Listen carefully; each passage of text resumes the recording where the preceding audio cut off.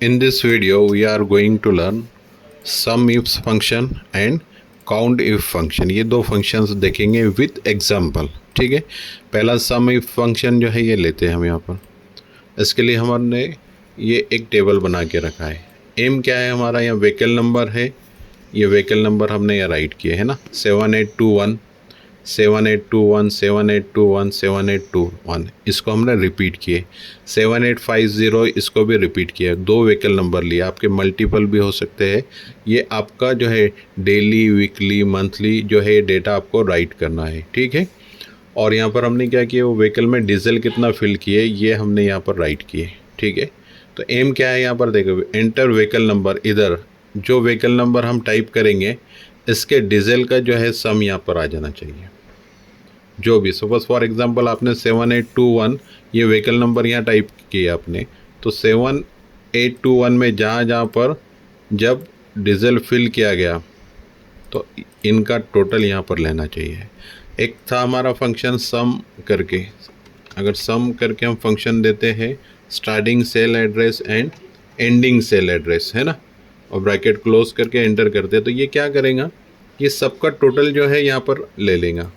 ठीक है, मतलब ये सेल एड्रेस के बीच में जितने भी नंबर्स आएंगे सबका टोटल ले लेगा। लेकिन हमारा एम अलग है। अभी हमारा एम है कि कंडीशंस जब मैच होंगी तो ही उसने उसको ऐड करना चाहिए, ये हमारा एम है। ठीक है, तो व्हीकल नंबर या व्हीकल नंबर एग्जैक्ट जब टाइप करेंगे तो इधर उसका टोटल आना, ये हमारा एम है इसके अंदर। तो यहाँ पर देखिए मैंने ऑलरेडी पहले फंक्शंस किए, सम इफ्स जो है राइट करके रखा। अब मैं आपको ये एक्सप्लेन करता हूँ। इक्वल टू लिखना है in Excel, every functions begins with equal to sign. सबसे पहले हमको इक्वल टू साइन देना पड़ता है। सम इफ्स आ गया यहाँ पर, देखिए ब्रैकेट ओपन किए, यहाँ B9:B15, ये हमने क्या दिए यहाँ पर, रेंज दिए। किसकी रेंज देना है, ये देखिए B, यहाँ पर B आ गया, ये 9 आ गया, B आ गया, 15 आ गया।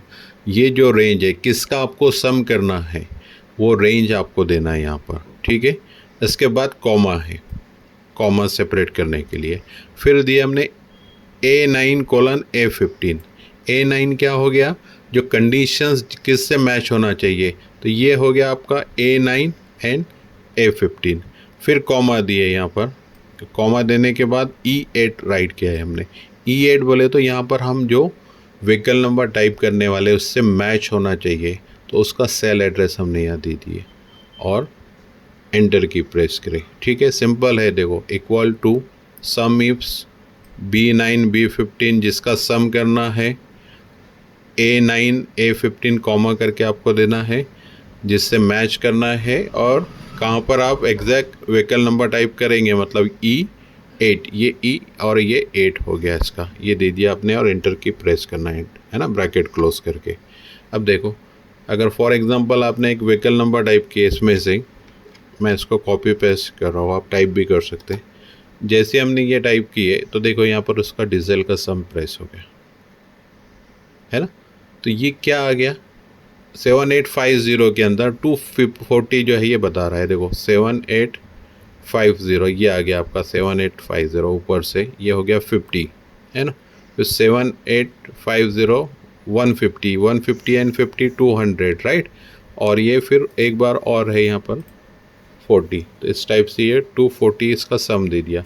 अगर हम राइट करते हैं इधर Ctrl+C करके, इसको मैं अभी पेस्ट कर रहा हूँ, आप टाइप भी कर सकते हैं। 7821 में कितना आ गया, 310, तो ये देखो 90 40 है ना, 120 एंड 60, इसका जो भी सम हो गया यहाँ पर वो डिस्प्ले किया। तो ये हो गया हमारा सम इफ फंक्शन।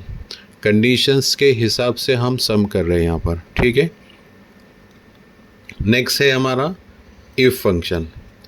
तो इफ काउंट इफ जो फंक्शन है इसका यूज़ कैसे करेंगे, यहाँ पर एक एग्जांपल लिया हमने, सीरियल नंबर, नेम डाल दिए, यहाँ पर सैलरी सपोज यहाँ पर हमने डेटा लिए 8 डेज़ का, आप मंथली भी ले सकते हैं ना, ये 8 डेज़ का हमारा सैलरी हम बना रहे हैं यहाँ पर। या एग्जैक्ट 8 डेज़ की जो सैलरी डिसाइड हुई आपके, सपोज इनका 9000 डिसाइड हुआ, इनका 12000 हुआ है ना, और इनका सपोज 7000 हुआ, ये 8 डेज़ का सैलरी डिसाइड हुआ। आप मंथली अगर बना रहे तो मंथली जो सैलरी डिसाइड हुआ आप राइट कर सकते हैं, ठीक है।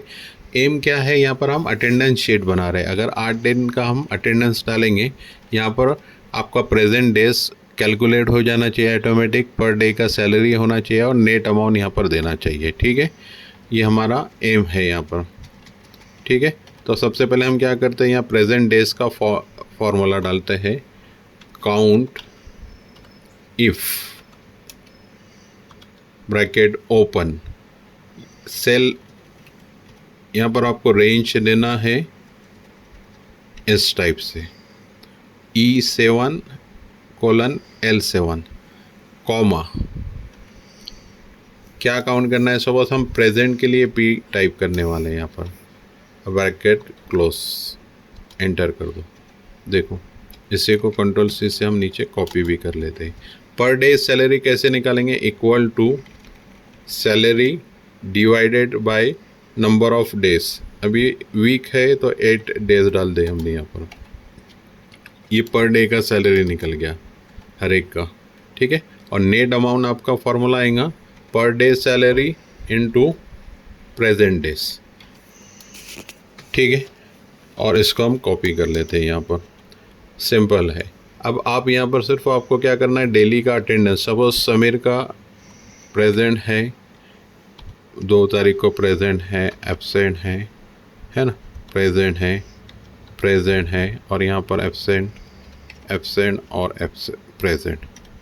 देखिए 1 2 3 4 5 डेज प्रेजेंट है, तो यहाँ पर 5 जो है कैलकुलेट हो गया है ना।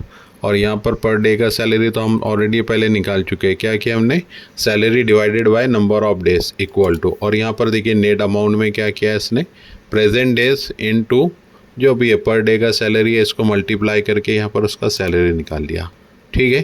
तो हमको अब सिर्फ यहाँ अटेंडेंस डालना है, ऑटोमेटिक जो है इनके, सपोज ये ऑल डे प्रेजेंट है, ये 8 डेज यहाँ उसने कैलकुलेट किया। आपको डेज काउंट करने की ज़रूरत नहीं, अटेंडेंस आपको यहाँ पर फीडअप कर देना है। और अटेंडेंस फीडअप करने के बाद ऑटोमेटिक जो है वहाँ पर सपोज ये 1 डे एब्सेंट था यहाँ पर, तो इस टाइप से ये कैलकुलेशंस हो जाएगा। फॉर्मूले क्या डाले हमने ये देख लेते हैं पहले। प्रेजेंट डेज के लिए equal to count if E7 colon L7, ये लास्ट का आपको डाल देना है। फिर कॉमा करके डबल कोट के अंदर आपको क्या काउंट करना है, हम अटेंडेंस के लिए प्रेजेंट के लिए P डालने वाले, इसलिए P यहाँ पर हमने दे दिए, ठीक है। ये हो गया। एंड पर डे सैलरी निकाल दिए, एक्चुअल सैलरी जो है 8 दिन की उसको डिवाइड कर दिए 8 से, तो पर डे सैलरी निकल गया आपका। और यहाँ पर नेट अमाउंट कैसे निकाले हमने, present days into per day salary, ठीक है। Thank you.